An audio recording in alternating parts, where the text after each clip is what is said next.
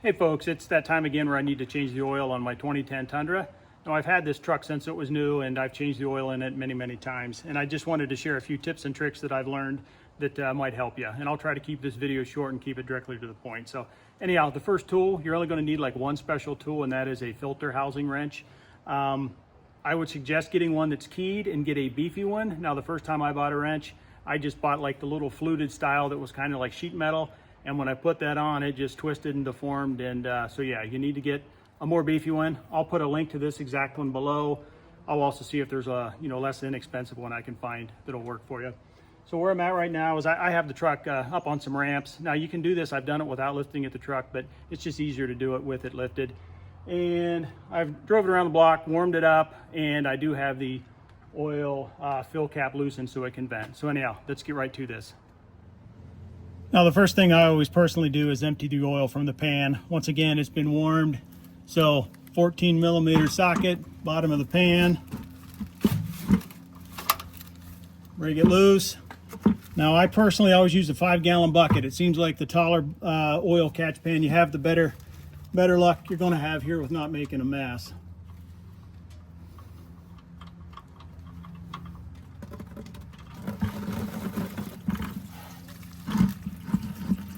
Now I'm just going to let this drain, and I'm going to get to removing the skid plate and changing the filter. So that's why I like doing this first, so I can get the most oil out of the pan here.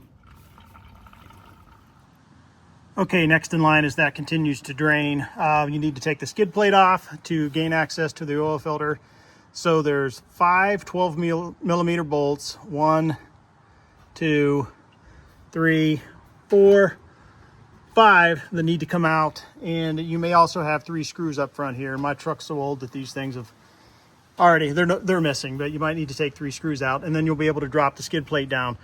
Now what I typically do is I take the 4 out, and then I leave this 5th one here in, and that's the last one I take out. And then once this drops down, there's a couple hooks here. You just need to slide it, I believe it's to the left, to the driver's side, to unhook this, and this will drop down. So I'll come back with you here when I'm taking that fifth bolt out.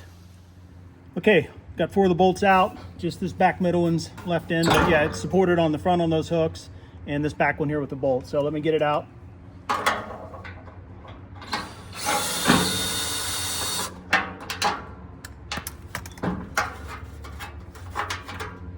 And then, like I said, this drops down.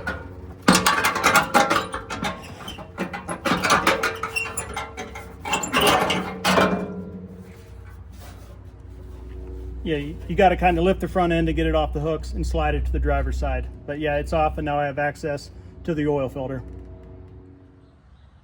Okay, so real quick on what you get with the filter kit. Now, I personally use these Fram Tough Guards. That's what I've used for years. Plenty of other fine brands out there. But what you get is you get the filter element, you get 2 new O-rings, and then you get this little drain plug thing. So I think with, if you get another manufacturer's oil filter, you'd probably get the same stuff. So let's get to getting this filter element changed. So the first thing to do here is to remove this drain cover. Now this is just a 3/8 inch socket driver. So stick it in there and get her out. Now, just one bit of warning, there's a chance that when you try to do this, it might spin the whole filter element. That's happened to me in the past. What I did was I actually tightened the filter element a little bit more with the wrench, then I was able to get this out. But if you're afraid you're going to break something, you can just take the whole filter element out at once, but a whole bunch of oil is going to pour out of here and you're going to make a mess. So just a word of caution if you're worried about breaking something. But as you take this off, I'd have the paper towel handy, because typically there's a little bit of oil under here that you don't want dripping on your driveway. So a couple drips of oil. And then there's an O-ring. That's one of the O-rings we need to replace. So next here I'm going to put the filter wrench on it and actually take the filter element out. Actually, before I take the filter element out, I want to drain the excess oil out of the filter. So this is where this little drain plug comes in handy. This one particular, I think some of these snap in. This one actually is a screw-in type. And then what I do is I just got done changing the oil in my lawn tractor. As you screw this in, I don't know if you can see it, but the oil is coming out of the filter. Trust me, it's coming out. And you don't need to get it all out of here, but you know, once that slows down to a slight drip, then just unscrew this out, and now when you take the filter element out, you won't make a giant mess. So anyhow, I won't bore you with watching me do that, but I'll be back with you here in a second. All right, so that got down to a slow drip, and I removed the drain plug. Now it's time to remove the filter housing. Now this is keyed, so just make sure you get it on there correctly. And take it out. Now, there is still some oil in this filter housing, so just be aware of that as you bring this down. You might want to have some paper towels handy or some cardboard sitting on your driveway.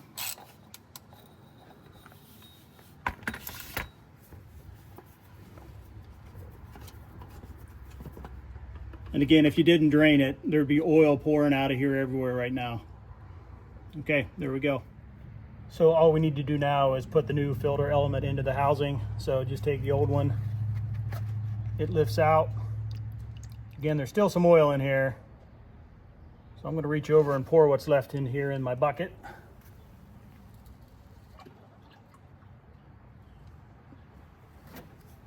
Now there's two O-rings you need to replace. The one down here at the bottom, the small one, and then there's another one right here. So just get a small screwdriver. I'm not going to bore you with watching me do that, but just pry that one out of there, you know, pry this one out of here, put the new O-rings in, and of course make sure you get a little bit of oil on them when you do that. And of course this just pops in there. So I'll be back with you here in a second to put this back together. All right, I'm all got the O-ring swapped. Now just one thing to remember, this O-ring here does not go clear down on the bottom. It goes right here. You can kind of know that by that screwdriver mark. So let's get this put back in the truck. Okay, so I've started screwing the filter housing back in, and I have it almost bottomed out. You'll notice as you don't want to cross thread it, it's plastic, but as the O-ring starts making contact, it'll get a little bit harder to twist, but just get it to bottom out. And then, I don't know, just snug it up. You know, it doesn't need to be tight. I believe the torque spec is 18 foot-pounds. I don't have a torque wrench that goes that low, so just get it snug. It's plastic. If you work on it too hard, you're going to break it. And then, of course, you know, you've replaced the O-ring. This piece fits back in the bottom. Come on. And again, you know, it's the O-ring that's holding the oil in here, so yeah, just get it to bottom out and just a little bit more. That's all you need. Now I'm not going to bore you with it, but I'm going to go put the my drain plug back in, and you know, they do recommend putting a new crush washer, 5/8 inch crush washer on here. I'll link some of those below. Typically, I admit I don't, and I haven't had any issues, but I'm going to put this back in, and then it's time to start filling the oil back into the truck. Okay, so time to put the oil in. I assume you know how to do that, so you know, I'm not going to bore you with watching me do that, but you know, oil, I know oil is a personal thing. I've always used the mobile one, and lately I've been using the high mileage. The truck's got over 100,000 miles on it now, so that's what I use. And you know, look on your cap. My truck calls for 5W20, but maybe some other model years call for a different oil weight. But anyhow, I'm going to put 7.9 quarts in, and then I'm going to start the truck, and then I'm going to crawl underneath and just make sure nothing's leaking. You want to do that before you put the skid plate back on. So skid plate is always the last thing I do. All right, the oil's in the truck, and I just want to show you what your oil pressure looks like when you first start it.